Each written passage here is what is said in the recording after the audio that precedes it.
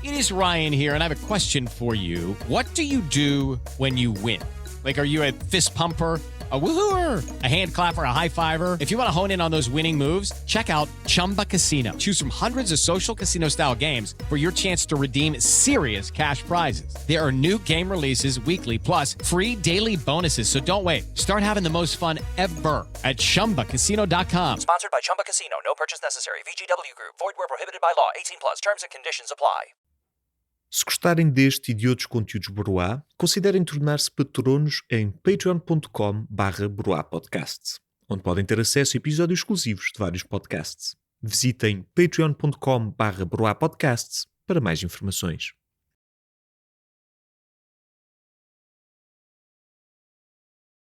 Xiangjing, China, 1862. Há corpos por todos os lados.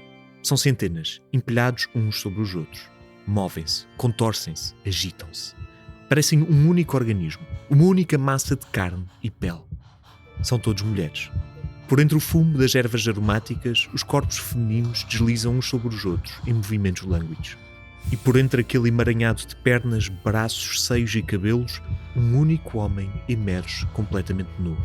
Põe-se de pé, abre os braços e escuta a música. A um canto, um idoso desliza os dedos pelo teclado de um órgão de igreja, cujas harmonias enchem o quarto e superpõem-se aos gemidos de prazer. É a banda sonora do céu, a música dos anjos, tocada no momento em que tudo acaba. O homem nu sente um arrepio na pele, como se as notas o acariciassem, e por momentos consegue calar as vozes que gritam dentro da sua cabeça. Mas é em vão. Uma explosão, ao longe, faz tremer as paredes do quarto. Acordado do seu transe, o homem nu corre até à janela e abre-a com brusquidão. O céu negro é rasgado por bolas de fogo. A cidade arde. A música do órgão não é suficiente para abafar os gritos de terror e o som das explosões. O reino do céu transformou-se num inferno. Esta é a história de Hong Xiuquan, o irmão chinês de Jesus Cristo.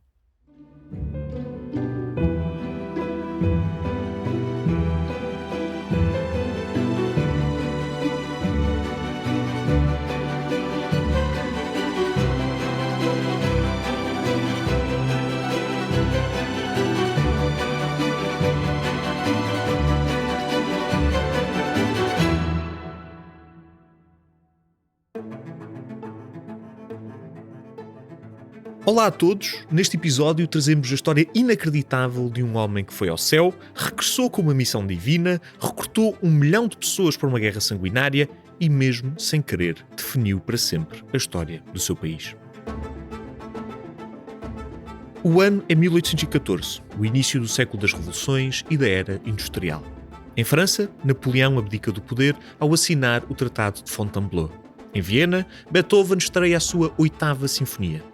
E em Portugal, varrem-se os destroços das invasões francesas e espera-se que a família real regresse do Brasil.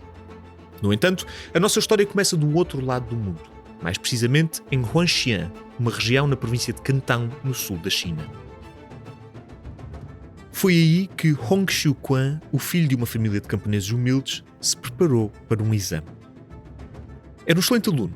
Enquanto os seus amigos brincavam lá fora, Xiuquan passou a juventude debruçado sobre os livros. Por isso, toda a aldeia tinha a certeza que conseguiria passar no exame e conquistar um cargo importante no aparelho de Estado da dinastia Qing, que na altura governava toda a China. O problema é que a prova de acesso ao funcionalismo público era extraordinariamente difícil. Centenas de milhares de jovens convergiam na cidade de Guangzhou, vindo de todos os cantos do país. Durante vários dias, fechados numa sala, eram forçados a transcrever ou recitar de memória os textos oficiais da tradição confucionista. Apenas 1% dos candidatos era aceite. E apesar de tudo isto, toda a aldeia tinha a certeza que o estudioso e determinado Xiuquan seria um dos aprovados. Por isso, foi com uma vergonha profunda que o rapaz regressou à aldeia depois do exame. Tinha chumbado. Tornou-se ainda mais obcecado com os estudos. Começou a trabalhar como professor primário na aldeia para ganhar algum dinheiro. Mas todas as madrugadas eram dedicadas à leitura. Voltou a Guangzhou para repetir o exame mais 2 vezes. e das 2 vezes voltou a chumbar. Depois da última tentativa, regressou à aldeia pálido, debilitado e em convulsões violentas. A terrível pressão a que se sujeitara, bem como a vergonha que fazia passar a família, atirou-o para uma depressão profunda. Ficou doente, teve febres altíssimas. E foi numa das noites de delírio, enquanto se contorcia na cama empapado em suor, que Xiong Quan fez a viagem que mudaria a sua vida.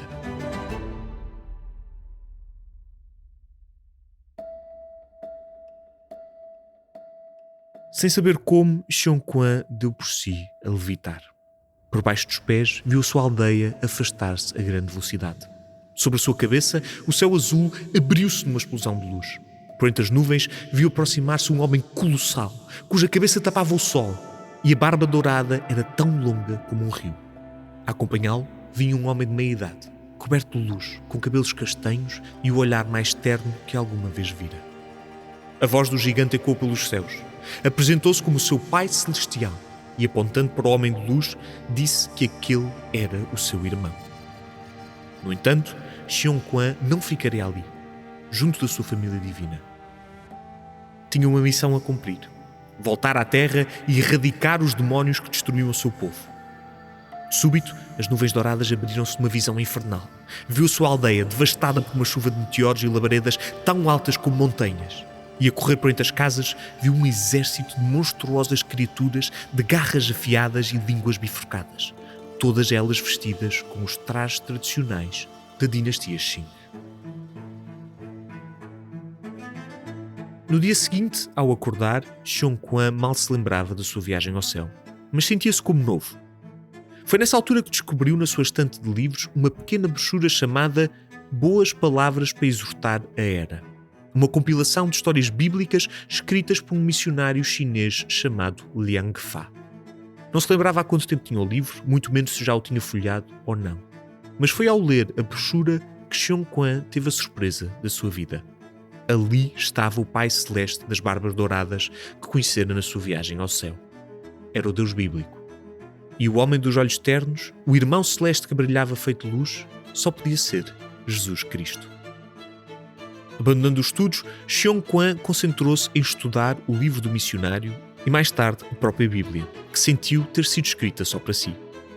Não havia dúvidas. Xiong Quan era filho de Deus e irmão de Jesus Cristo, um segundo Messias enviado à Terra para libertar a China dos demónios que a consumiam. E quem era esse terrível adversário? Só havia uma resposta possível: a dinastia Qing e a maldita filosofia de Confúcio que Xiong Quan dedicara toda a vida a estudar. A mudança foi extraordinária. Xiong Quan informou a família do seu despertar religioso e começou a espalhar a boa nova entre os amigos. Um dia, dirigiu-se à escola onde dava aulas, agarrou nas tábuas onde estavam os aforismos de Confúcio e atirou-as ao chão, partindo-as em 1000 pedaços. Foi despedido, mas pouco lhe importou. Xiong Quan tinha uma nova missão na Terra e ninguém o podia parar.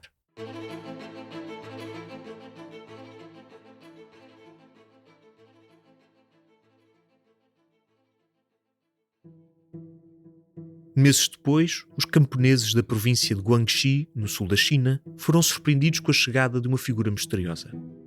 Era um homem alto, elegante, vestido com uma comprida túnica dourada e transportando um livro grosso com ar de ter sido lido e relido vezes sem conta. Era carismático, bem falante, apaixonado.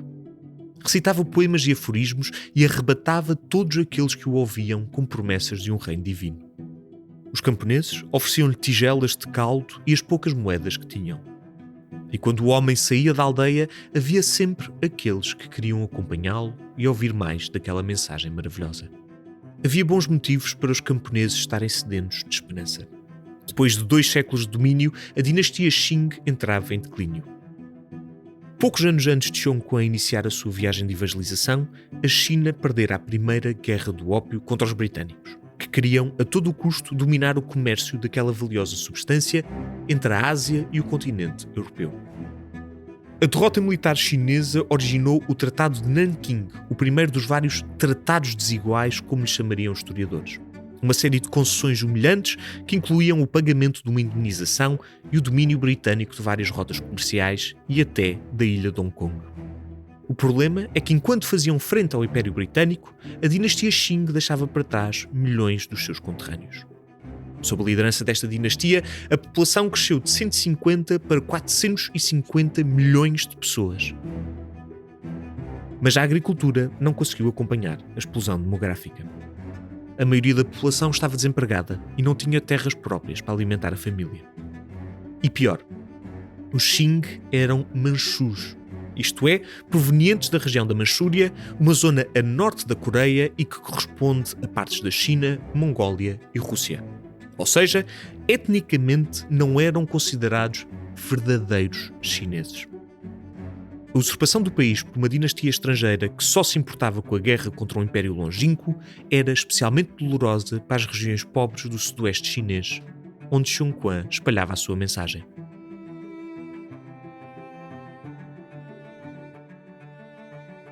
Por isso, onde quer que passasse, Xiong Quan ganhava apoiantes.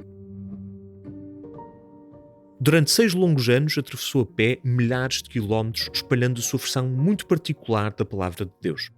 Apresentava-se como irmão de Jesus Cristo, o Messias que morrera pelos pecados da humanidade.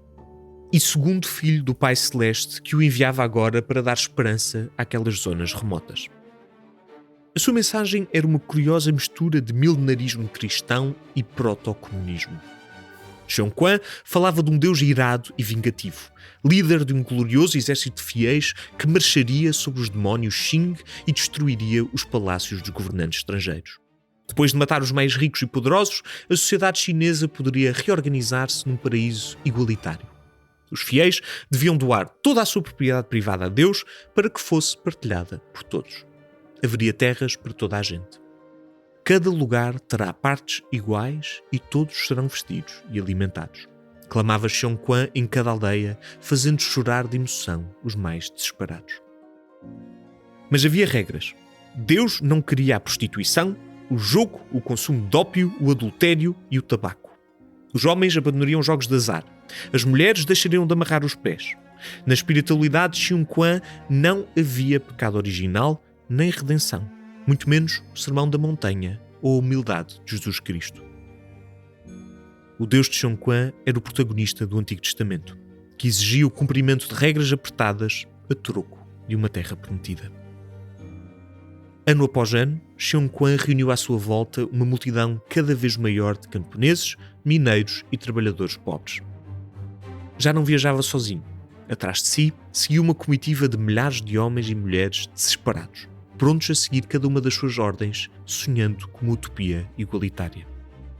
Com a ajuda de um primo que abandonara com ele a aldeia onde tinham nascido, Xiong Quan fundou a Sociedade dos Adoradores de Deus, um grupo de fiéis absolutamente dedicados a estudar e espalhar ainda mais as doutrinas do líder. E noite dentro, tal como em tempo de estudar os exames, Xiong Quan começou a desenhar o seu plano de ação. Seriam preciso armas, canhões e navios, estandartes, tendas e cavalos. Seria preciso albergar, alimentar e treinar os milhares de camponeses e mineiros, transformar aquela massa de seguidores num exército de soldados sanguinários. É que Deus não queria apenas inspirar o coração dos homens. Queria sangue e fogo. Para Xiong Quan só havia uma forma de derrotar os demónios da dinastia Qing: a guerra.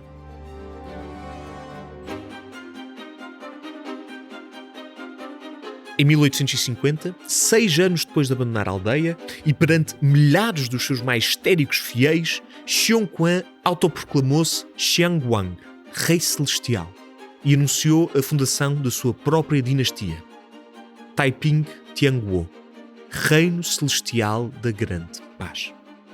Os Taiping, como eram agora conhecidos, dirigiam-se para norte a caminho da capital do Qing, Pequim. Estavam irreconhecíveis. A massa de camponeses e mineiros pobres formava agora regimentos organizados que passavam os dias a treinar com armas ou a estudar os ensinamentos do seu Rei Celestial. Ninguém fumava ou jogava. Não havia criminalidade. Para onde quer que passasse, o exército Taiping impressionava os aldeões com as suas marchas ensaiadas e recrutavam cada vez mais jovens para a sua causa. As apertadas regras de conduta coexistiam com ideias bastante modernas. Entre os Taiping, homens e mulheres tinham exatamente os mesmos direitos, e muitas mulheres viriam a desempenhar funções como oficiais de alta patente. No entanto, o contacto romântico ou sexual era expressamente proibido, mesmo entre casais. Não havia prazer ou vida pessoal, apenas o serviço ao Rei Celeste. Mas um reino precisa de uma capital. Em 1853, os Taiping capturaram a cidade de Nanquim, à qual o Rei Celeste deu o nome de Tianjin, capital celestial. Era o nascimento de um verdadeiro governo teocrático. À volta da cidade, 1 milhão de soldados Taiping viviam em tendas de campanha, preparando a guerra que se avizinhava. Nos bairros mais ricos de Tianjin viviam os oficiais e os administradores do Reino Celestial. E, finalmente, bem no centro da cidade, dentro de um luxuoso palácio, instalou-se o Rei Celeste, com o seu séquito mais próximo. Por esta altura, Xiong Quan era um misto de figura messiânica e comandante supremo de um exército fanático. Tornou-se indulgente. Enquanto ordenava o fim da propriedade privada e exigiu o celibato aos seus soldados, decorou o palácio com riquezas inimagináveis e construiu um harém com centenas de concubinas, sempre disponíveis para satisfazer os mais altos líderes do movimento.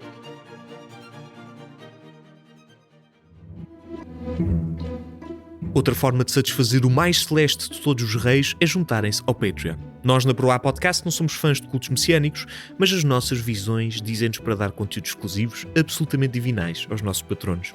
Se quiserem apoiar produções independentes de conteúdo histórico e derrotar os demónios do tédio, vão a patreon.com/Broá Podcast. Step into the world of power, loyalty, and luck. I'm gonna make him an offer he can't refuse. With family, cannolis, and spins mean everything. Now, you wanna get mixed up in the family business. Introducing The Godfather at ChumbaCasino.com.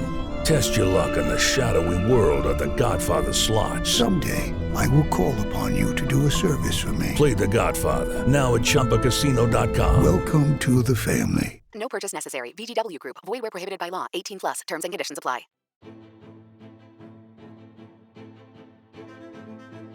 Apesar das contradições nos comportamentos de Xiong Quan, os seus soldados seguiam-no cegamente. Na altura em que se instalou no seu palácio, o Rei Celeste tinha regimentos a combater os Qing em 18 províncias e organizava uma expedição a norte para tomar Pequim e destruir, de uma vez por todas, a dinastia demoníaca que governava a China. No entanto, não o fazia sozinho.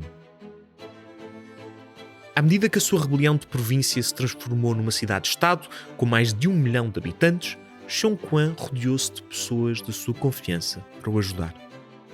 Um destes homens era Yang Xiuping, o seu ministro de Estado e principal estratega das ofensivas Taiping. Acontece que Yang era ambicioso e não tinha escrúpulos em usar a piedade religiosa dos Taiping para ganhar cada vez mais poder. A certa altura, começou também ele a experienciar transes espirituais, nos quais recebia mensagens do Pai Supremo, algumas das quais exigindo que Xiong Quan, o Rei Celeste, fosse chicoteado por maltratar as suas concubinas. Subitamente, o reino celestial da grande paz transformou-se numa simetria perfeita dos demónios Qing que tanto queria derrotar. Um conjunto de homens poderosos, ricos, corruptos, ambiciosos e sedentos de poder. Xiong Quan tornou-se paranoico.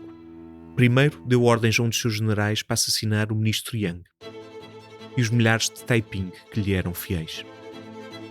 Pouco depois, temendo que esse mesmo general usurpasse o poder, mandou-o assassinar também a ele. Durante largos meses, a cidade de Tianjin foi palco de terríveis lutas fratricidas, com dezenas de milhares de soldados a morrer à espada dos seus irmãos. E enquanto, lá longe, os regimentos Taiping rasgavam a paisagem chinesa, deixando um rasto de morte e destruição, o Rei Celeste passava as noites em orgias no seu harém, ou a passear-se pelos corredores do palácio e imaginar conspirações a cada esquina. Os Taiping eram agora uma máquina imparável de matança e fanatismo, liderados por um homem que perdera o juízo.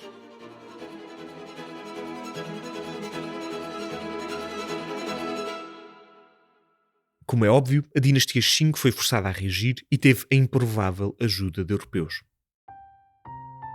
A partir de 1860, os Qing contrataram centenas de militares e mercenários ingleses e americanos e colocaram-nos a treinar os seus homens. Para os ocidentais, havia bons motivos para fazer frente à rebelião Taiping. Queriam preservar a todo o custo as relações comerciais com a dinastia Qing, em vez de ficarem entregues a um imprevisível rei celeste que se dizia irmão de Jesus Cristo.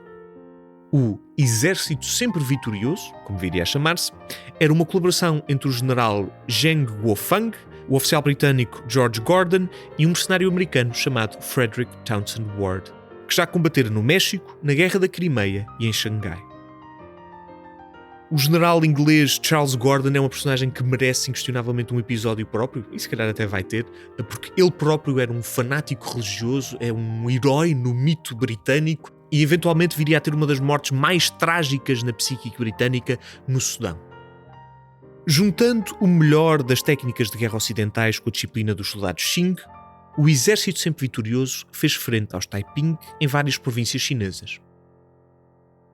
E como a maioria dos soldados inimigos não passavam de camponeses com algum treino, a dinastia Qing conseguiu lentamente recuperar os territórios conquistados pela rebelião. O encontro entre os dois exércitos atingiu proporções inimagináveis. Foi a mais sangrenta guerra civil de que há memória. Os relatos da altura falam em cidades sitiadas, aldeias queimadas, campos de batalha cobertos por milhares de cadáveres. Em apenas 14 anos, a rebelião Taiping fez entre 10 a 20 milhões de mortos, entre soldados Qing, fanáticos Taiping e civis apanhados no fogo cruzado. Seria preciso esperar pela Primeira Guerra Mundial para encontrar um conflito com um número de vítimas tão elevado.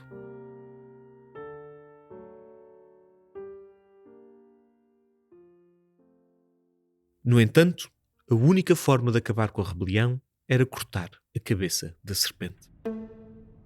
No início de 1864, as tropas do Exército Sempre Vitorioso cercaram a cidade de Tianjin, barricando milhares dos soldados Taiping e fechando o Rei Celestial no seu palácio. A batalha que se seguiu foi sanguinária. A partir de uma montanha próxima, a artilharia Qing fez chover projéteis sobre a cidade. Debaixo da terra, soldados de tronco nu, armados com picaretas e pás, abriram túneis para tentar passar por baixo das muralhas. E de vez em quando, ao arrancar uma pedra, abria-se um buraco, e do outro lado surgiam as caras pálidas, esfomeadas e furiosas dos soldados Taiping. Também eles a abrir túneis debaixo da terra. Seguiam-se verdadeiras lutas subterrâneas, corpo a corpo. Nas ruas de Tianjin, a população apagava fogos, enterrava cadáveres, procurava água e comida por entre os escombros. No palácio, Xiong Quan deixou-se consumir pela loucura. Recusou abandonar a cidade. Deu ordens para que os seus soldados combatessem até ao último momento. Decretou a morte de todos os que tentassem fugir e mandou distribuir à população um maná à base de massa e ervas aromáticas, que Deus lhe dissera ser suficiente para ganhar novas forças e derrotar o exército de demónios. Quando o odor do fumo, da carne queimada e dos corpos a apodrecer se tornou insuportável, Xiong Quan fechou-se nos seus aposentos com as suas concubinas. E para se distrair do som dos gritos e das explosões, deu ordem para que trouxessem um órgão da igreja cristã da cidade. Lá fora, o reino dos céus tornava-se um inferno na terra. Mas ali dentro, entre a música sacra e os prazeres carnais, preservava-se o império dos sentidos.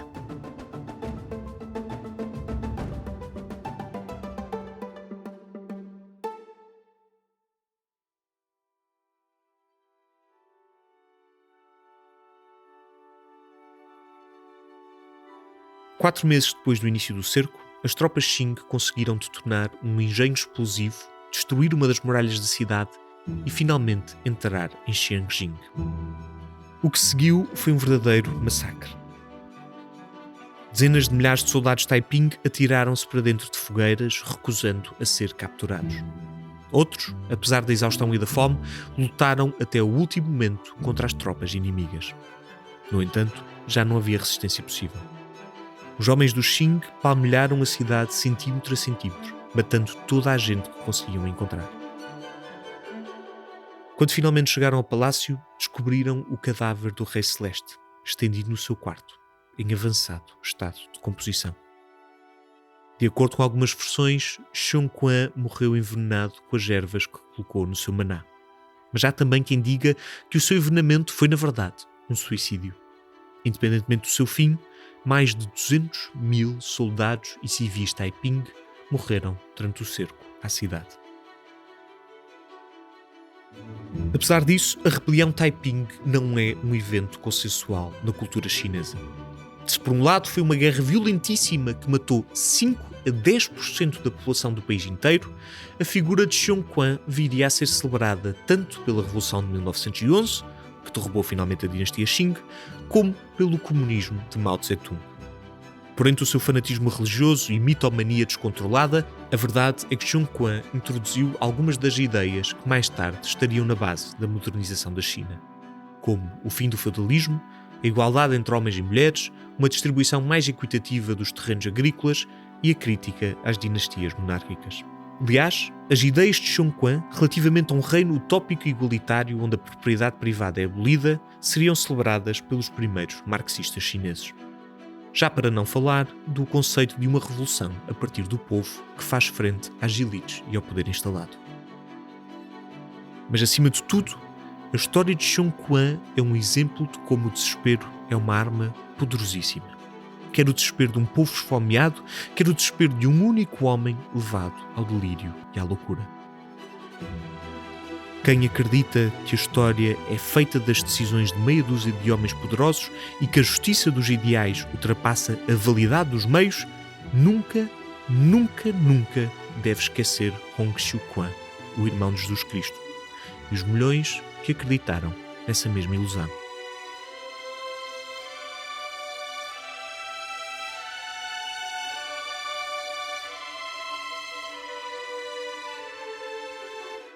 E assim chegamos ao fim de mais um episódio de História Obscura. Obrigado por terem ficado connosco esta semana. Para a semana teremos a história do primeiro jogo de futebol em Portugal.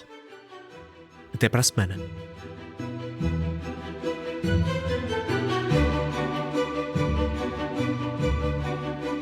História Obscura é um podcast da série Sapiens, produzido pela Broá Podcasts, narrado por mim, Luís Francisco Sousa.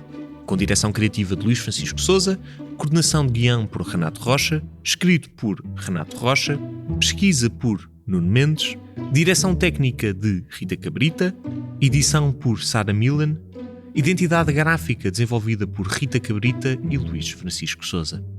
Já sabem, se gostarem deste e de outros conteúdos Broá, considerem tornar-se patronos em patreon.com/broapodcast.